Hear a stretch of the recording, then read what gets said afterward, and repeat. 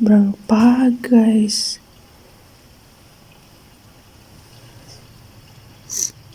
Grabe yung lamig. Tingnan nyo guys, ang lamig oh. Yan. Pagis pag sa labas.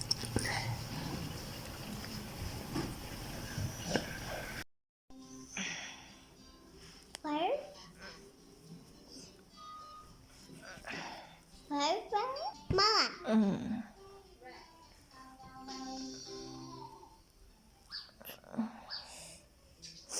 Enggak bringers dulu na. Aray.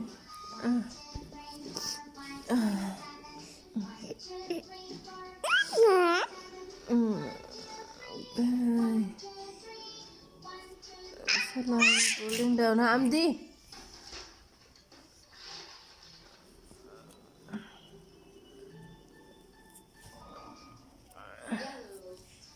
Aray.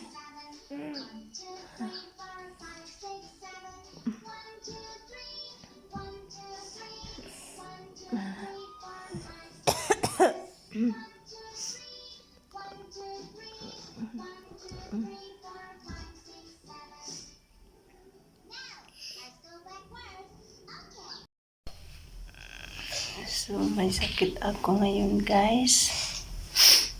So, bumangon ako para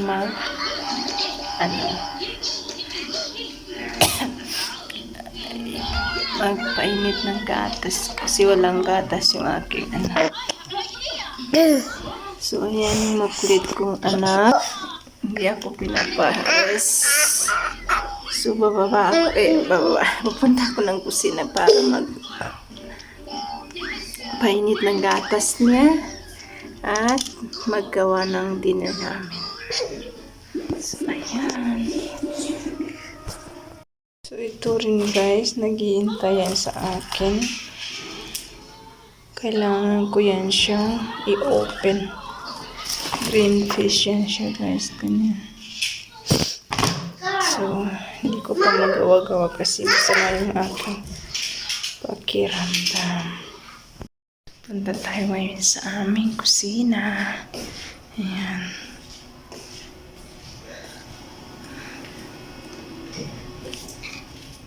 Sira po na ito. Kasi sobrang lamig.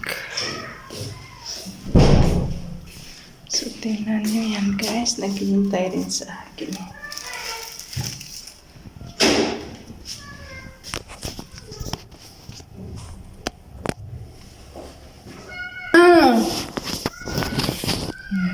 Iyak yung akin. Anzi!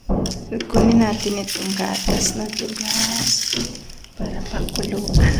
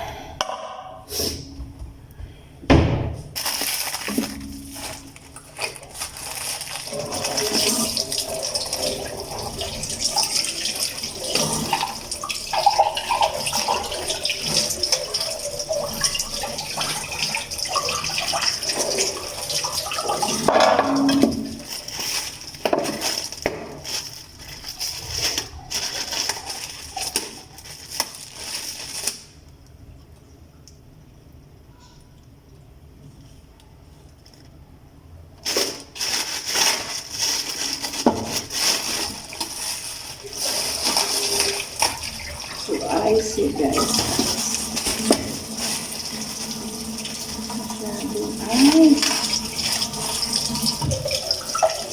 Ayun, binabasa ko yung gatas para naman siya lumambot at matanggal ko yung plastic.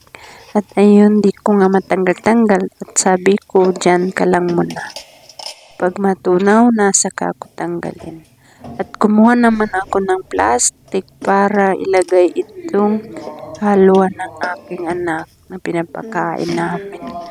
Luto yan ng aking asawa at ilalagay ko siya sa ref ang natira.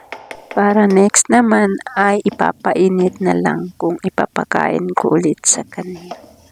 So, ayan lang guys ang aking ginagawa. Sobrang giniginawa ko pero ayaw kong lumabas kasi nga sobrang sama ng pakiramdam ko. Pero kailangan talaga kasi walang gagawa niyan kundi ako lang guys. Kaya ayaw ko talaga magkasakit kasi sobrang nahihirapan ako. Kasi nga hindi ako matutulungan ng aking biyanan kasi nga matanda na rin siya. At hindi na yun siya umaakyat-akyat dito sa taas. At kami lang lagi bumababa. Never siya umakyat dito sa taas guys. At itong asawa ko naman, tumutulong naman siya pero yung pangbabae talaga na ginagawa ay ako talaga yung gumagawa. Pero lahat ng nakakaya niya ay ginagawa niya guys. Yung pagluto, yun kaya niya yung gawin. Kasi alam na alam niya magluto. At tumutulong naman siya guys. Pero yung mga ganito, ako talaga yung gumagawa. Yung mga kailangan ng aking anak, ako talaga.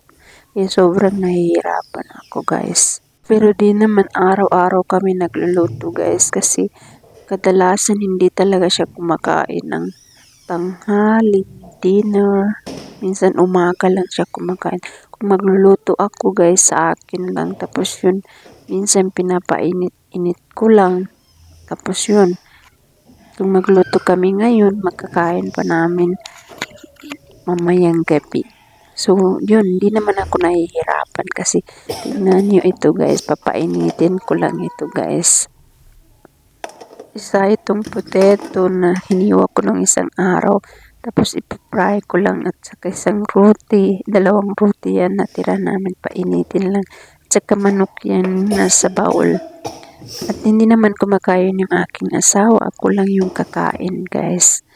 Sabi ko sa inyo, minsan yan siya kumakain pero mataba nga siya, hindi na yan mawawala.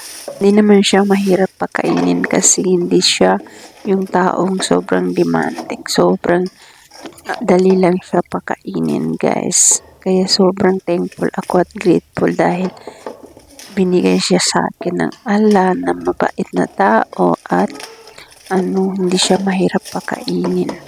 Hindi siya mapili sa pagkain. Alhamdulillah guys.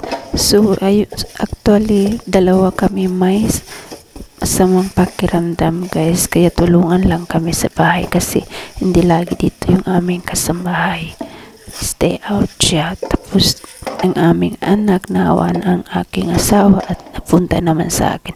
Alhamdulillah, isang araw lang yung sa aking anak. At kami dalawa ay natira. May ubo sipon guys. At salamat din sa aking biyanan kasi nga nung isang araw siya yung nagluto sa akin at kinuha lang ng aking asawa sa baba. Thankful talaga ako. At yun nga, inshallah mawawala din ito guys. Ito yung salubong sa amin ng 2025.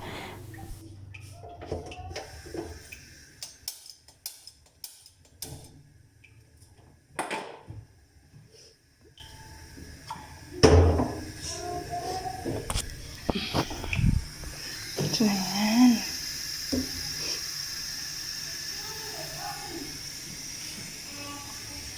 So, ito lang yung ipapry ko guys. Hiniwa ko ito kahapon na maliliit. Napabilog na potato. So, potato fry siya pero pabilog lang ito, diba? Tapos meron kami dito chicken na iwan ng isang ayan. Papainitin ko. Meron ditong roti. Ang daming carrots. 2.540 kg. So, sobrang 2 kilo to guys. Sobrang dami. So, ibibigay ko yung iba sa aking biyanan. Kahapon gumawa rin ako ng sweet nito. At gumawa rin kanina yung aking biyanan ng sweet. Kasi binili yan siya kahapon ng aking asawa ng ganito rin. Pakita ko sa inyo yung ginawa kong sweet. Pero di ko pa makain. Pero di ko pa makain kasi nga may ako sa throat. parang masakit yung aking lalamunan. So, hindi ako kumakain ng matamis. Umiiwas ako ng matamis. Sobrang hirap magkasakit pag may anak. Kasi nga, kahit di ka ayaw mo bumangon, makakabangon ka kasi wala kang yaya na nag-aalaga ng bata. So, yun. Mahirap talaga magkasakit. Yung iba dito ibigay ko sa aking biyana. So, kukuha lang ako dito ng konti.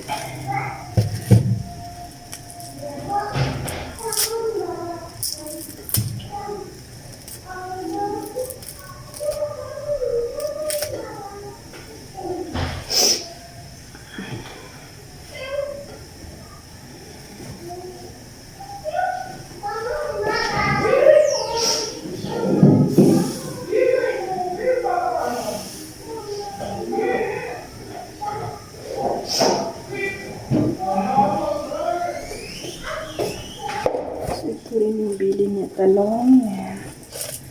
Saka, yan. Cucumber. Lagyan natin ng ganito para hindi siya madali masira. Kukuha lang ako dito ng konti. Bibigyan natin kay biyana ng iba.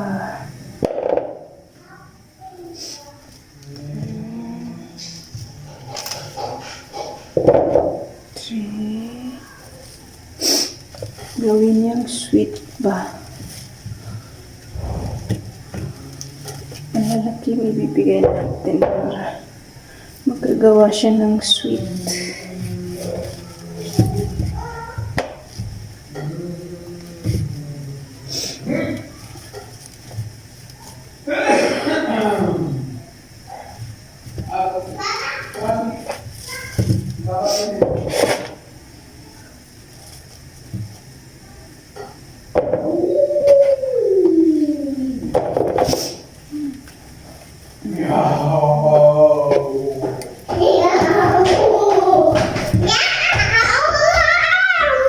Maghuhugas ako, guys. So, nandyan yung mga mapulito. Okay, go. Good morning! So, ayan, ano ako nito, guys. Yan. Start ko na siya. Yan. Yan. So, ayan, guys. Pagkatapos ko gawin yung green fish ay ito na naman yung hilaga ko guys, ang baby corn na ito guys. So ayan nga, sabi ko maliliit yung nabili mo kasi dati malalaki naman, pero feel ko parang sweet corn ito guys kasi maliliit at saka parang fresh siya masyado. At ayun nga, sabi ko lahat na lang ilaga ko kasi nga gagawin ko siyang ganyan guys para i-stock siya sa freezer at gawin naman siyang parang pang soup ba. Ayan guys, mikos ko na yung green peas at saka carrots guys. Di ko na pinapakita sa inyo paano ko hiniwa yung mga carrots kasi nga gagawin kong fried rice yung kalahati at i-stock ko naman sa freezer yung kalahati para sa soup namin. At ayan, luto na yung aming kanin. Gawa tayo ng fried rice. Today video ay gagawa tayo ng fried rice. So ito yung aking kanin. Ito naman yung aking mga ingredients guys. So kanina yan yung ina-open ko guys. So ito guys, mais, green fish at saka carrot. So naluto na yan siya kasi nilaga ko muna. So meron ako dito bawang, sibuyas at saka dalawang itlog. Yan. aking mga vegetables. Mais, green peas, at saka carrots. So, fresh yan kasi guys, kanina yan siya. Ni-boil ko lang yan. Start na po tayo guys. Lagyan natin ng konting mantika.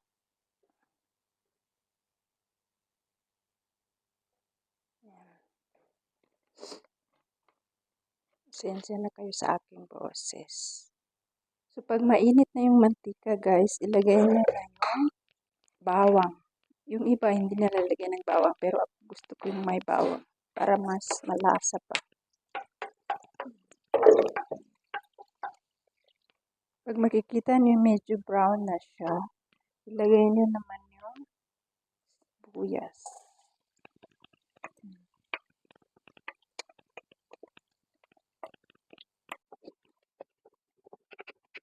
Yan, pag medyo okay na yung sibuyas, luto na. I-add nyo na yung ito guys. Hindi ko ito ubos kasi marami ito guys.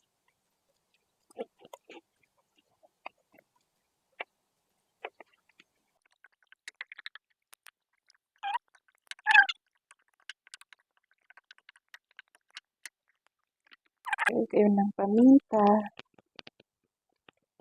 red chili, konting asin, magic sarap. Ayan, lagay ako half spoon. Halo-haloin lang.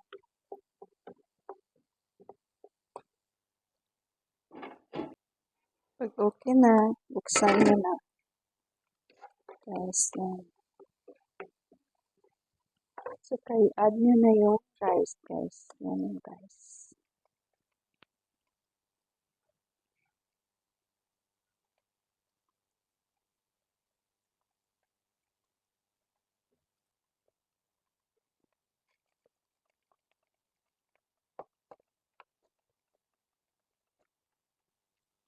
So, yan guys, halo-haloin nyo lang.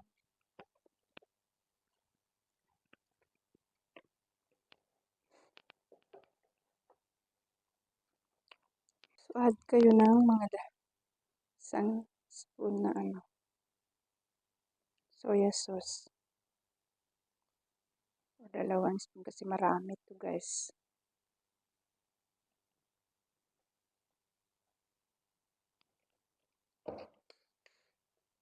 Konting vinegar, 1 spoon. Black pepper ulit.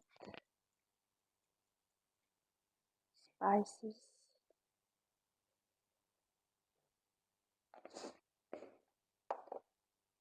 Sarap. So, halo nyo lahat ulit.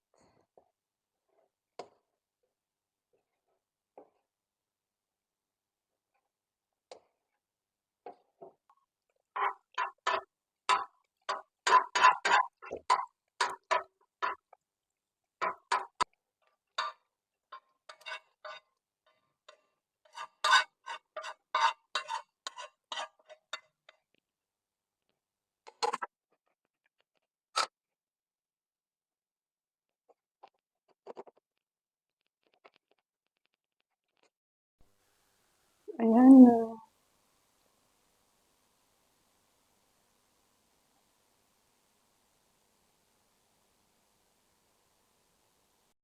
Dumating naman ang aking asawa at binilihan ako nito. Tapos na sana ako magluto at kakain na lang sana kami. Tapos yun, dumating siya. So ayun, kailangan ko pa rin bumangon. At binabad ko pala yan siya sa lemon guys. At itong natitira guys na medyo may raming tinik ay ito yung ipapaksyo natin guys. Yung iba ay i-stock natin sa freezer para naman siya sa fry. At ito na, magpapaksyo na ang person. Kasi sobrang namimiss ko na ang paksyo.